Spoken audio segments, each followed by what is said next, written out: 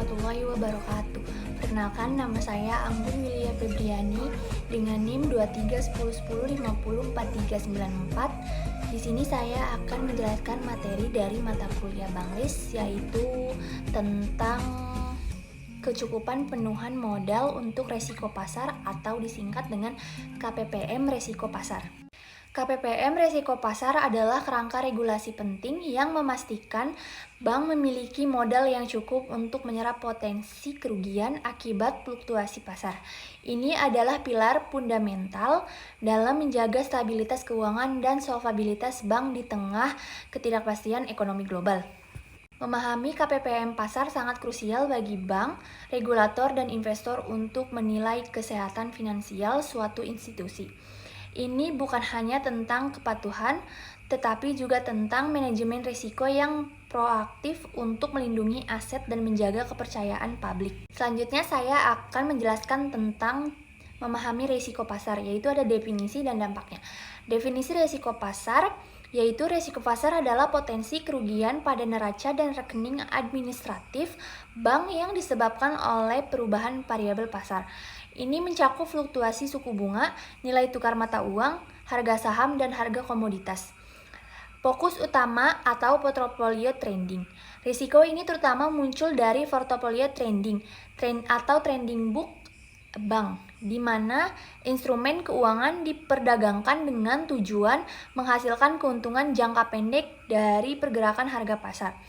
Perubahan variabel pasar ini dapat terjadi dengan cepat dan tidak terduga, sehingga memerlukan bank untuk memiliki strategi mitigasi risiko yang kuat dan modal yang memadai untuk menahan guncangan tersebut. Selanjutnya ada pilar stabilitas keuangan. Yang pertama ada modal minimum. KPPM resiko pasar adalah jumlah modal minimum yang wajib disediakan bank untuk menutupi potensi kerugian akibat risiko pasar. Kedua, ada bagian dari CAR dan Basel Accord. Ini merupakan komponen integral dari Capital Adequacy Ratio atau disebut CAR bank dan merupakan bagian dari pilar 1 Basel Accord serta regulasi OJK dan Bank Indonesia. Tujuan utamanya adalah menjamin bank tetap solvable dan stabil, bahkan di tengah fluktuasi pasar yang signifikan, melindungi deposan dan sistem keuangan secara keseluruhan. Selanjutnya ada dasar hukum dan regulasi KPPM resiko pasar di Indonesia. Di Indonesia, kerangka regulasi untuk KPPM risiko pasar sangat terstruktur dan mengacu pada standar internasional untuk memastikan praktik terbaik dalam manajemen risiko. Yang pertama ada PJOK nomor 11 atau PJOK 03 tahun 2016. Peraturan Otoritas Jasa Keuangan ini beserta perubahannya menjadi landasan utama dalam pengaruhan KPPM risiko pasar bagi bank di Indonesia. Kedua, ada mengacu pada Basel II dan Basel III. Regulasi domestik ini selaras dengan standar internasional yang ditetapkan oleh Komite Basel untuk pengawasan perbankan, yaitu Basel II dan Basel III yang bertujuan untuk memperkuat regulasi, pengawasan, dan praktik manajemen risiko bank secara global. Yang ketiga, ada surat edaran OJK, yaitu kepatuhan terhadap regulasi ini adalah wajib bagi semua bank yang beroperasi di Indonesia, memastikan bahwa mereka memiliki kerangka kerja yang kuat dan mengidentifikasi, mengukur, memantau, dan mengendalikan risiko pasar. Selanjutnya saya akan menjelaskan jenis-jenis risiko pasar yang perlu diwaspadai. Yang pertama ada risiko suku bunga. Perubahan suku bunga mempengaruhi nilai surat berharga, pendapatan bunga, serta nilai pasar aset dan liabilitas. Kenaikan suku bunga misalnya dapat menyebabkan penurunan harga obligasi. Kedua, ada risiko harga saham. Risiko ini timbul dari perubahan harga saham yang dimiliki bank dalam portofolio trading, di mana penurunan harga saham dapat menyebabkan kerugian investasi. Ketiga, ada risiko nilai tukar. Fluktuasi kurs valuta asing terhadap rupiah dapat menimbulkan kerugian terutama pada posisi devisa nito bank. Pelemahan rupiah misalnya dapat merugikan bank dengan posisi mata uang asing yang besar. Keempat, ada risiko harga komoditas. Perubahan harga komoditas seperti emas, minyak, dan produk derivatif berbasis komoditas juga dapat mempengaruhi nilai portofolio bank. Setiap jenis resiko ini memerlukan analisis dan strategi pengolahan yang berbeda untuk meminimalkan dampaknya terhadap kinerja keuangan bank. Selanjutnya ada metode pengukuran resiko pasar, standar vs internal. Metode standar. Metode ini wajib digunakan oleh sebagian besar bank di Indonesia. Mengukur resiko suku bunga, nilai tukar, saham, dan komoditas dengan pendekatan yang lebih ditentukan oleh regulator. Kelebihannya yaitu mudah diterapkan dan memiliki regulasi yang jelas sehingga memudahkan pengawasan. Kekurangannya yaitu sensitif terhadap kondisi pasar aktual dan mungkin tidak sepenuhnya mencerminkan profil resiko untuk setiap bank. Yang kedua ada metode internal atau internal model approach atau VAR. Menggunakan value at risk atau VAR berdasarkan mode internal bank. Metode ini memungkinkan bank untuk menggunakan model risiko mereka sendiri yang lebih disesuaikan dengan portofolio mereka. Syaratnya yaitu memerlukan persetujuan OJK dan sistem manajemen risiko yang sangat kuat serta canggih untuk memastikan akurasi dan kendalaan model. Kelebihannya yaitu lebih sensitif terhadap resiko spesifik bank dan kondisi pasar, memungkinkan manajemen risiko yang lebih granular.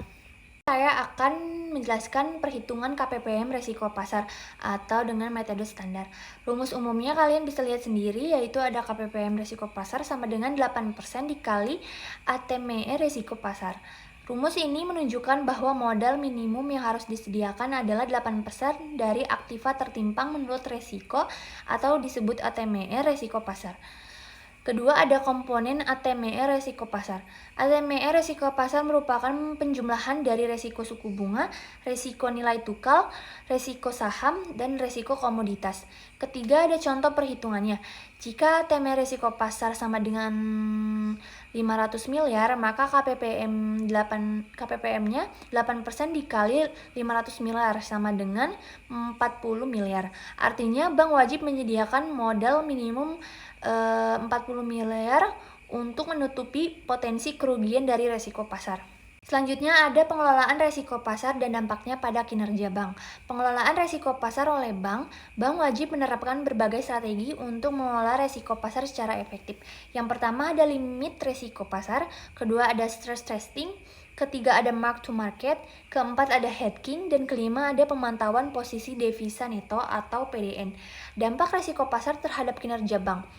Yang profitabilitas, laba dapat berfluktuasi secara signifikan akibat pergerakan pasar.